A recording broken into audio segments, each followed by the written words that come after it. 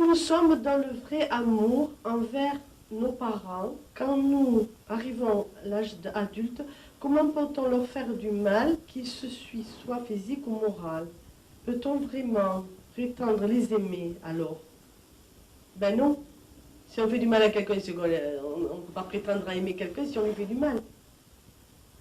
Il est clair que si on fait du mal à ses parents, c'est qu'on n'a pas atteint l'évolution, c'est que l'âme est restée, n'a pas grandi en même temps que son corps de chair. Elle est restée trop petite.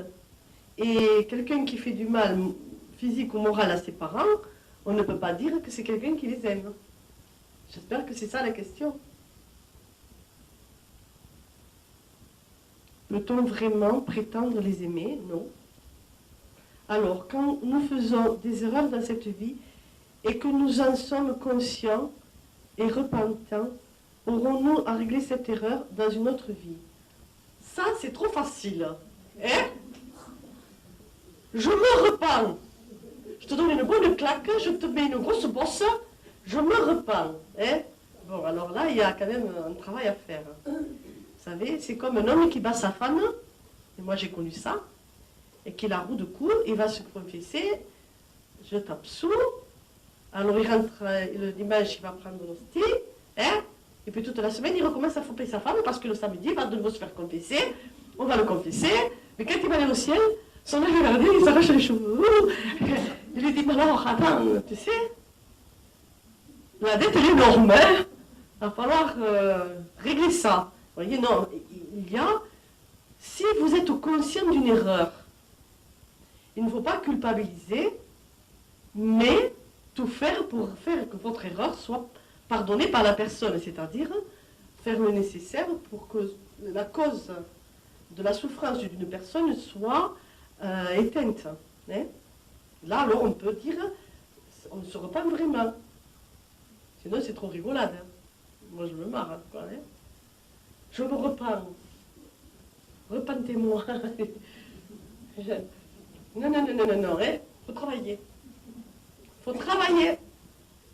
Si vous faites une misère à quelqu'un, débrouillez-vous pour que cette personne soit heureuse. Hein. Et alors, vous arrêtez vos misères.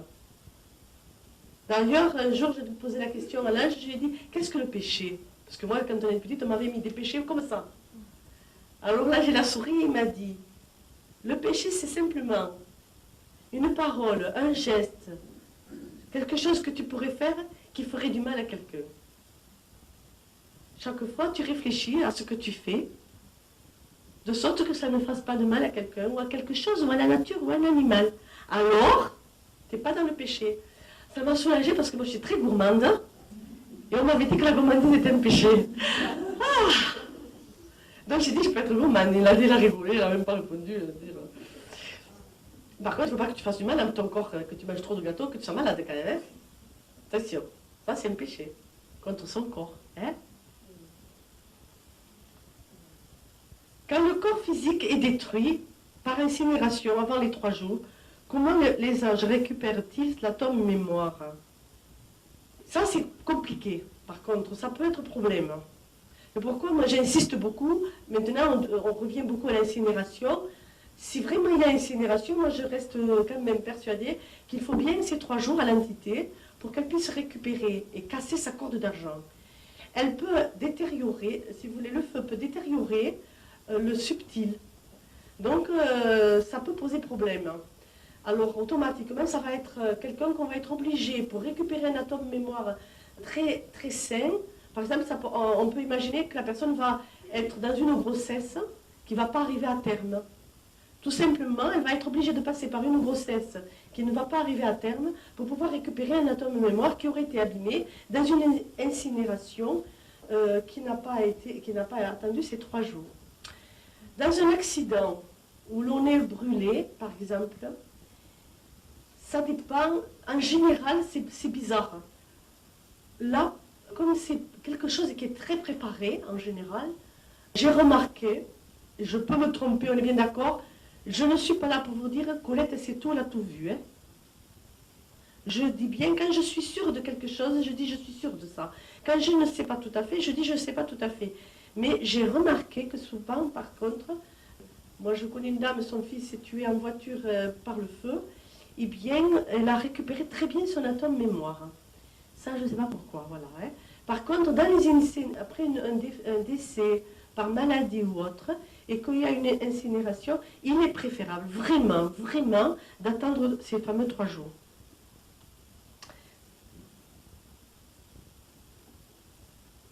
Y a-t-il une grande fête au ciel lorsque l'âme récupère sa robe de lumière? Peux-tu nous raconter comment cela se passe, la fête? Mais c'est vrai, ça, alors ça, c'est une belle fête. Je vous jure, une belle fête. Alors déjà, pour commencer, l'entité, bon, quand nous partons au ciel, nous avons le tunnel de lumière et de la musique. Nos défunts viennent nous chercher. Mais là, c'est exceptionnel, vous voyez. C'est vraiment les sphères de musique. C'est pas une porte de lumière qui s'ouvre. C'est la lumière. Voilà, l'entité, de suite après son dernier souffle, elle est dans la lumière. C'est quelque chose d'extraordinaire. Et une grande fête, c'est-à-dire que c'est... Bien sûr, ce n'est pas des cotillons et des confettis. Ça n'a rien à voir. Mais c'est magnifique. Je ne peux pas l'expliquer tellement c'est magnifique. C'est quelque chose... L'entité, elle explose dans l'amour. Vous voyez, ce qui nous fait souffrir quand nous partons au ciel, c'est quand on a été méchant, parce que nous sommes dans l'amour. Nous atteignons notre réalité d'amour. Nous sommes l'âme amour. Et quand nous avons fait quelque chose de mal, c'est une grande souffrance pour nous d'avoir failli. Mais une âme qui part imbibée de lumière, c'est quelque chose déjà pour elle, c'est déjà une fête. Déjà de retrouver toute cette lumière, c'est une fête. Et alors, c'est des chants, des lumières. Elle retrouve toutes les âmes de ses anciennes vies qui ont atteint de grandes, sont déjà très hauts. Enfin, c'est très très beau, voilà. C'est tout ce que je peux dire. Comment éradiquer les larmes astrales et autres formes de pensées négatives? Par l'amour. Pour détruire tous les égrégores négatifs que créent nos peines, que créent nos difficultés, nos âmes qui se perdent et qui dans l'astral sont dans les larmes parce qu'elles ne trouvent pas la porte de lumière, parce que quelque chose la retient sur terre, parce que la famille la retient sur terre le plus souvent. Alors il ne faut c'est que de l'amour. Alors les prières peuvent faire un bon effet, mais dans les prières, les pensées, des pensées positives, des pensées d'amour. Chaque fois que vous avez pensé quelque chose de pas très gentil ou que vous avez fait une action négative, ça va créer un égrégore négatif. Mais si vous en prenez conscience et que vous travaillez dessus pour détruire cet égrégore négatif et faire de votre pensée abstraite une pensée concrète qui va créer l'amour, alors vous allez pouvoir purifier l'astral. Est-ce que l'amour qui l'entoure peut aider une personne en souffrance, dépression, liée à l'alcoolisme, à vaincre ses peurs, à grandir spirituellement, ou doit-elle vivre cela, si choisie? Non. Nous ne choisissons pas d'être dépressifs et nous ne choisissons pas d'être alcooliques. Nous choisissons un chemin de vie et souvent les anges nous disent que ce chemin de vie que nous avons choisi, nous sommes mis la barre un peu haute.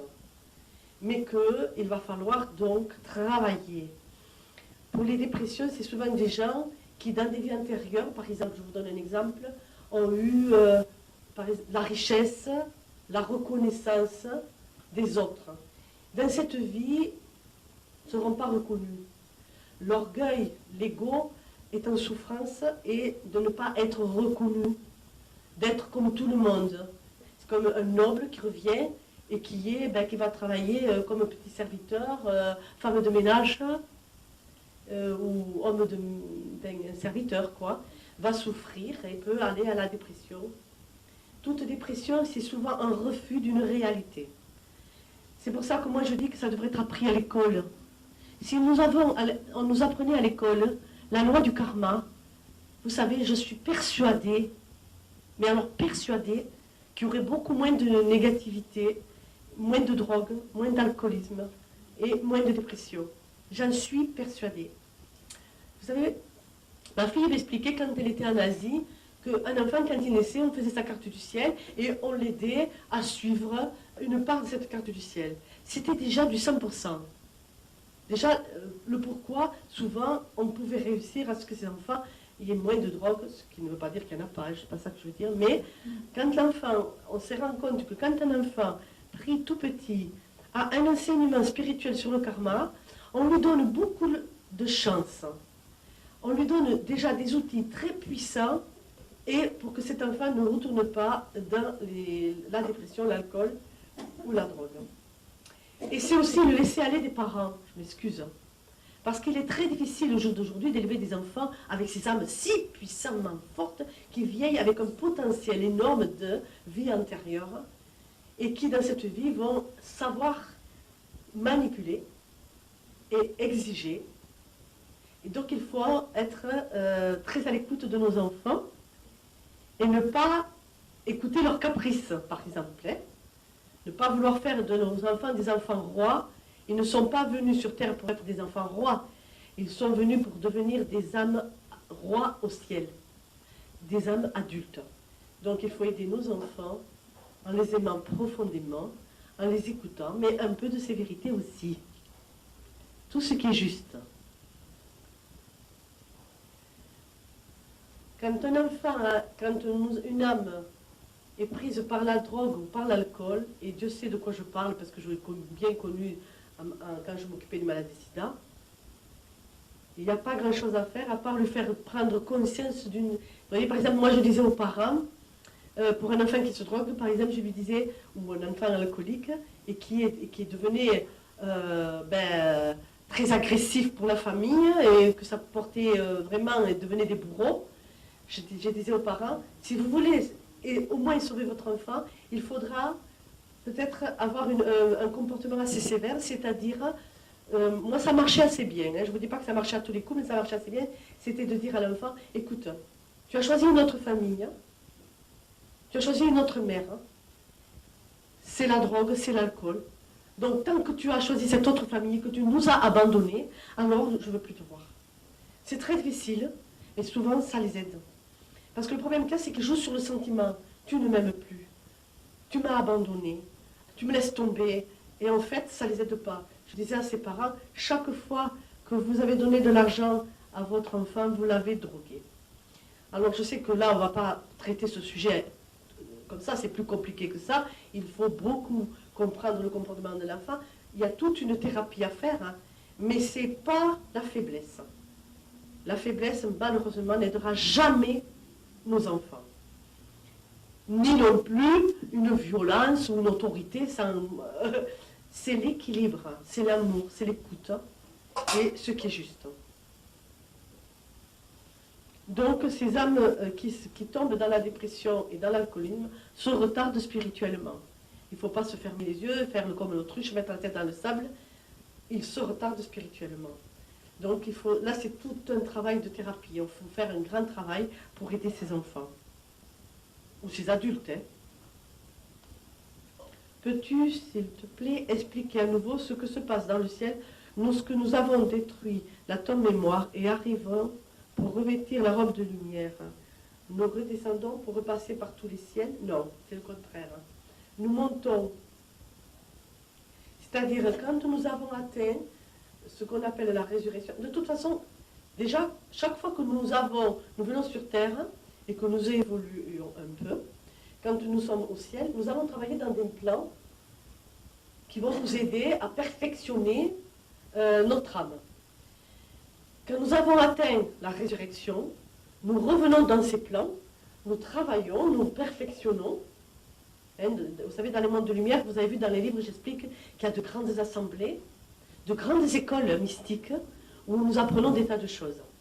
Et bien, ces êtres-là vont travailler sur ces plans et vont en montant. Ce n'est pas en descendant, c'est en montant. C'est-à-dire, elles vont travailler de plan en plan pour perfectionner leur robe de lumière afin d'être dans les noces qui se trouvent au Shambhala. Donc, c'est du départ. Hein. Autant, si vous voulez, quand nous descendons du monde de lumière, que nous sommes soufflés, nous allons passer par les 7 ciels pour nous perfectionner créer nos corps subtils. Donc, créer nos corps subtils et atteindre notre corps de chair. Ça, c'est pour se préparer, travailler, se perfectionner. Et après, nous venons sur Terre atteindre la lumière. Et après, nous avons trouvé la lumière, nous la perfectionnons en montant, jusqu'à atteindre le Shambhala. Qu'entends-tu par émotion?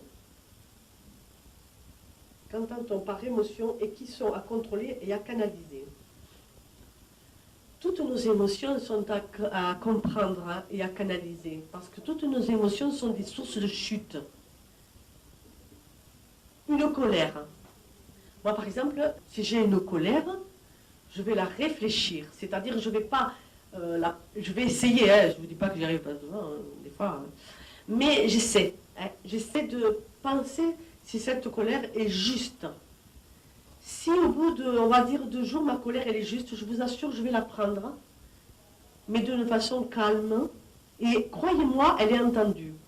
Si au bout du lendemain, en général c'est le surlendemain, je ne pense même plus, c'est qu'elle n'avait pas lieu d'être, elle était inutile, c'est même pas la peine. J'ai canalisé une émotion. Si je ressens en moi de la jalousie, je vais essayer de comprendre pourquoi cette émotion en moi de jalousie est née, et je vais y travailler pour éteindre cette émotion. En fait, c'est ça. C'est-à-dire toutes ces émotions qui nous empoisonnent vraiment, essayer de les comprendre, de les canaliser et d'y travailler afin d'en faire quelque chose de magnifique.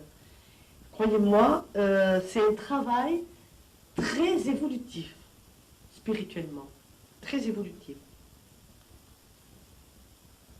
Tu viens avec les bagages de connaissances, mais tu repars également avec ton livre de contes, d'écriture négative.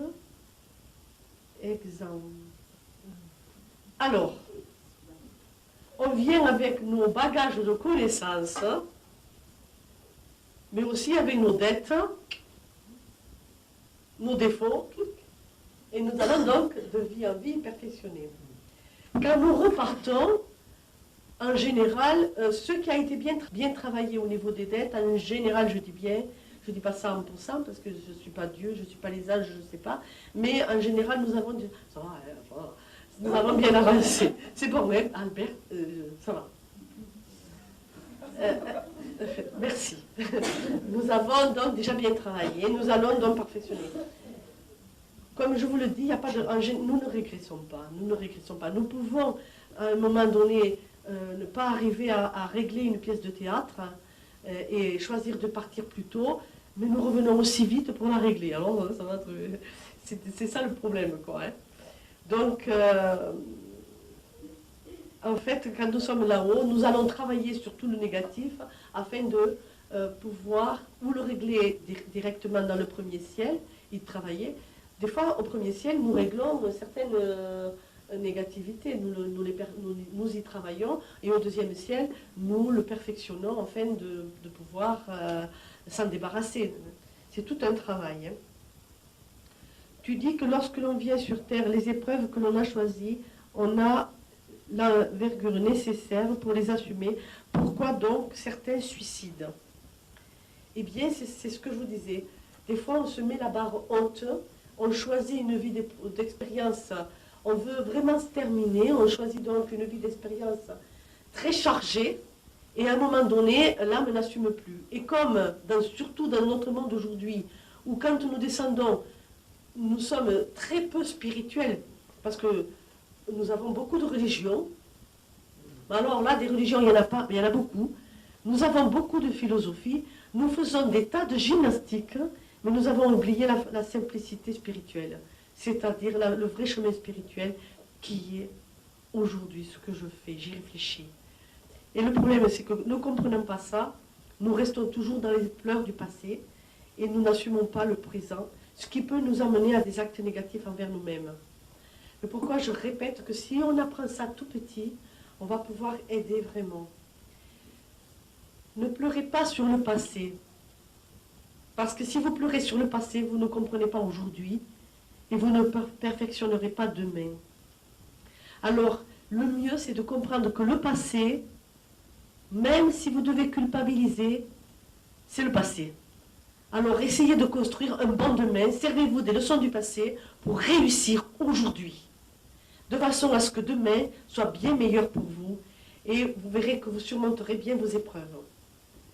Pour ceux qui ont choisi de partir avant l'heure, il faut surtout beaucoup les aimer, beaucoup les pardonner, et surtout, le moins possible, vous pleurez et culpabiliser, parce que c'est vos pleurs et vos culpabilités qui les empêchent d'ouvrir la porte de lumière. Donc ça a une grande importance. Oui. Oui. En cas de suicide, la réincarnation est plus rapide. C'est-à-dire que bon, on va laisser l'entité se reposer, on va l'aider à travailler, on va l'aider à comprendre les expériences, le pourquoi, quelle a été la cause de son départ, le pourquoi elle a choisi de partir plus vite, ce qu'elle aurait pu faire et qu'elle aurait réussi. Et donc on va travailler avec elle, on va l'aider beaucoup, avec beaucoup d'amour, sans jugement. Et moi je vous assure, arrêtez de croire que parce que vous avez ouvert une porte trop rapidement, on vous rejette dans les cieux. Mais qu'est-ce qu'ils vous aiment? Ils n'en ont rien à foutre de ça, ils vous aident, au contraire. Par contre, ils vous disent qu'il faut aller travailler plus vite. Ça oui. Ah oui, ça. Parce que c'est très important. Parce qu'il ne faut pas perdre de temps.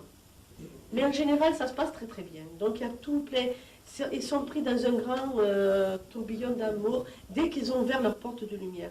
Et je vous le dis parce que pour les suicider, c'est très pénible, parce qu'ils ne veulent pas aller vers la lumière. Ils se punissent à travers leur départ. Ils ne veulent pas aller vers la lumière parce qu'ils regrettent le chagrin qu'ils ont créé sur Terre autour d'eux. Alors, je vous le dis, si vous les aimez beaucoup, beaucoup, beaucoup, beaucoup, et je sais, alors ouvrez-leur la porte de lumière en leur disant que vous leur pardonnez, que vous ne regrettez pas, que ça ne fait rien, tant pis. Mais ne culpabilisez pas, parce que vous n'y pouvez rien, vous aussi. Et pardon, les pédophiles, les criminels, ils sont pareils? Pour ceux qui font des choses très graves sur la terre, hein, quand ils partent dans le premier ciel, je ne voudrais pas être à leur place. Parce que le problème, ce que je vous expliquais tout à l'heure, c'est que quand nous partons dans le monde de lumière, nous redevenons des lumières, nous redevenons des enfants divins, nous devenons des tout amour. Et quand nous allons voir défiler la cause des souffrances que nous avons infligées, imaginez le contraire de ce que vous croyez. Quand vous êtes sous l'armure de chair, vous êtes protégé de certains sentiments. Quand vous êtes dans le premier ciel, vous êtes à fleur d'âme. C'est-à-dire que ces gens, chaque fois qu'ils voient défiler devant eux leurs victimes, ils ressentent la souffrance de leurs victimes, leur peur et tout ce dont ils ont été la cause. Ce qu'on pourrait appeler un purgatoire. Et ce n'est pas facile du tout. Et c'est même tellement difficile que les anges ont prévu des bulles de sommeil pour pouvoir mettre en repos ces âmes, de façon à ce qu'elles puissent accepter de revoir leur film. Ensuite, une fois que... Et c'est très long ce purgatoire pour ces âmes. Il est très long parce que tant qu'elles n'auront pas accepté de se pardonner, elles ne peuvent pas atteindre l'autre lumière. Vous comprenez? Le plan supérieur. Donc c'est très très douloureux. Et donc après, à un moment donné, si vraiment l'entité a été très très très négative, il va y avoir une réincarnation assez rapide. Par exemple, je sais pas, c'est très difficile de parler de ça parce que j'aime pas en conférence donner des exemples, parce que ce sont des exemples qui pourraient vous dire, ah ben telle personne elle vit ça, donc c'est qu'elle a été ça, vous voyez. Donc c'est très difficile. Donc je préférerais ne pas parler de certaines, mais que je vois très bien moi quand je fais des karmas. Par exemple, je vois telle personne a un handicap très grave parce que dans une vie, elle ne sait pas pardonner certaines actions. Par exemple, un voleur de grand chemin va naître et sans un bras, exemple. Ce qui ne veut pas dire que toutes les personnes qui naissent sans un bras ont été des voleurs de grand chemin. S'il vous plaît, restez à vos propres vies, laissez faire les cieux, eux, ils savent ce qu'ils font et ils sont bien plus sages que nous. Ne portons jugement sur rien. Par contre, je vous dis, une âme qui a été hyper négative va, dans son premier ciel, ressentir beaucoup de souffrance terriblement de ces actes passés. Donc là, il y a tout un travail qui va être fait pour une réincarnation. Ça peut être des gens après qui se réincarnent, par contre, et qui sacrifient leur vie à l'humanité. Ce qui ne veut pas dire que toutes les âmes qui sacrifient leur vie à l'humanité sont des tueurs d'enfants. Donc voilà pourquoi je vous dis, je fais attention parce qu'avec vos petits mentales, par exemple l'abbé Pierre, voilà, non, attendez, arrêtez. Vous n'êtes pas là pour juger, on ne sait pas et on s'en fout. Mais ce que je veux dire par là, des âmes se réincarnent et font après, si elles ont été cause, par exemple, d'un retard sur quelque chose, vont travailler, par exemple, vous voyez.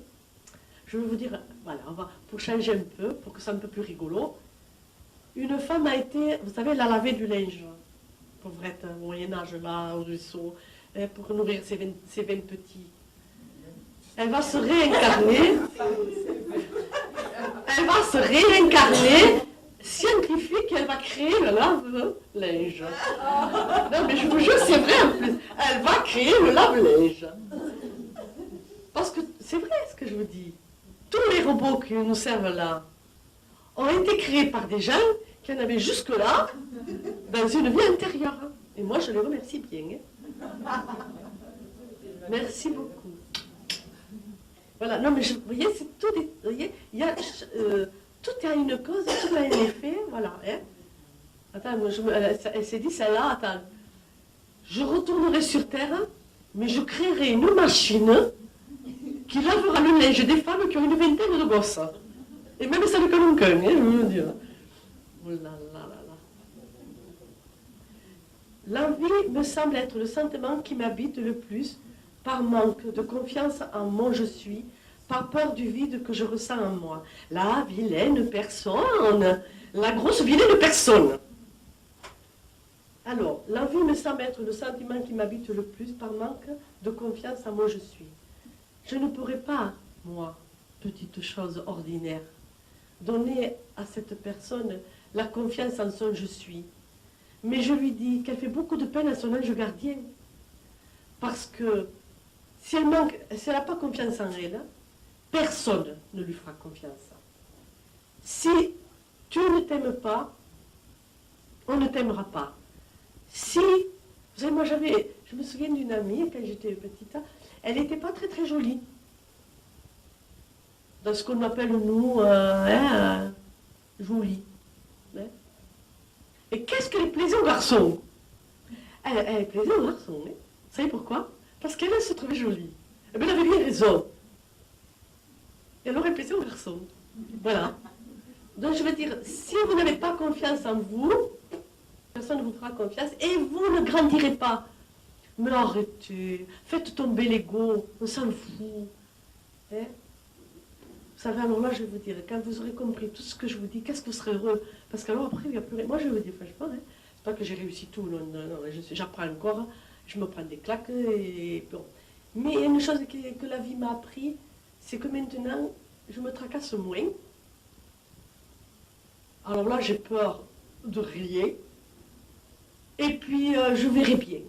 Et quand il m'en arrive une que je ne comprends pas, eh bien, je cherche. Alors bon, pas peur du vide que je ressens en moi, alors qu'il y a plein d'amour, plein de choses belles dans cette personne. Ah non, non, franchement, non, il ne faut pas. Hein.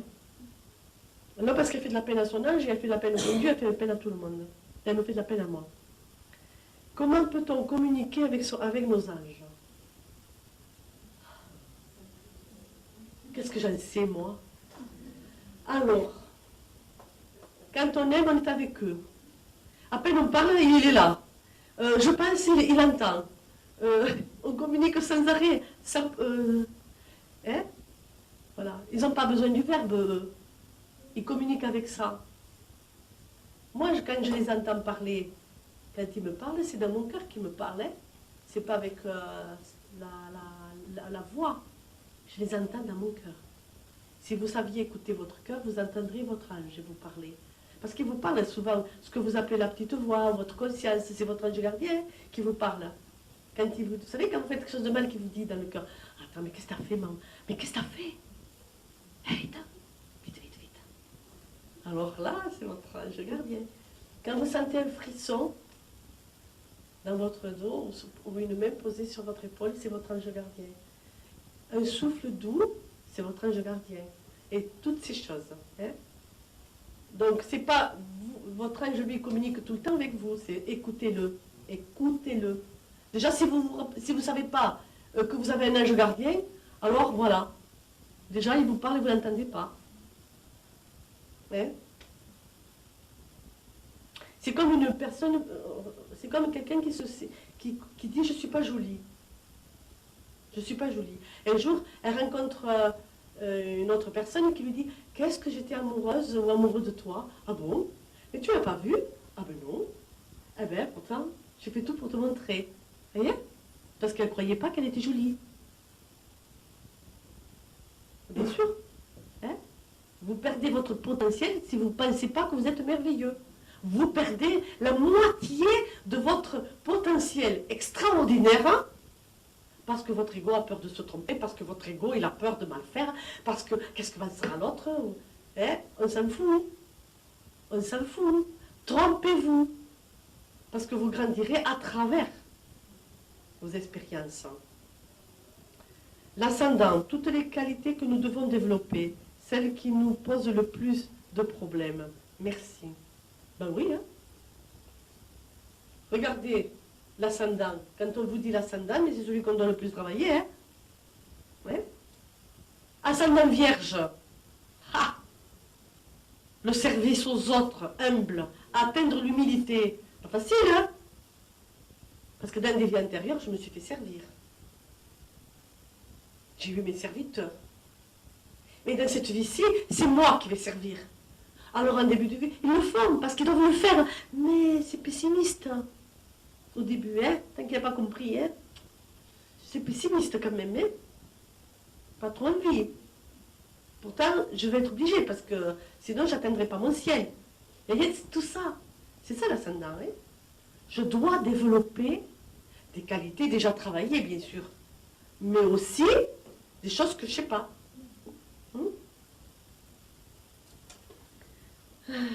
Qu'est-ce que le Shambhala? Ou alors là, c'est le haut de gamme. Hein? C'est vraiment. Moi, je ne suis pas allée parce que je suis trop petite. Alors, pour dire comment c'est, parce que je ne suis pas allée. Ce que je sais, c'est que c'est le haut de gamme pour les hommes. C'est l'amour pur, cristal réalisé. La perfection de l'amour. C'est tout ce que je sais. Quand j'irai, je vous le dirai. Purée. Je ne vous dis pas la fête que je fais. Hein. Une personne sans émotion aucune n'est pas négative. Ah non. Confondez pas émotion et sentiment.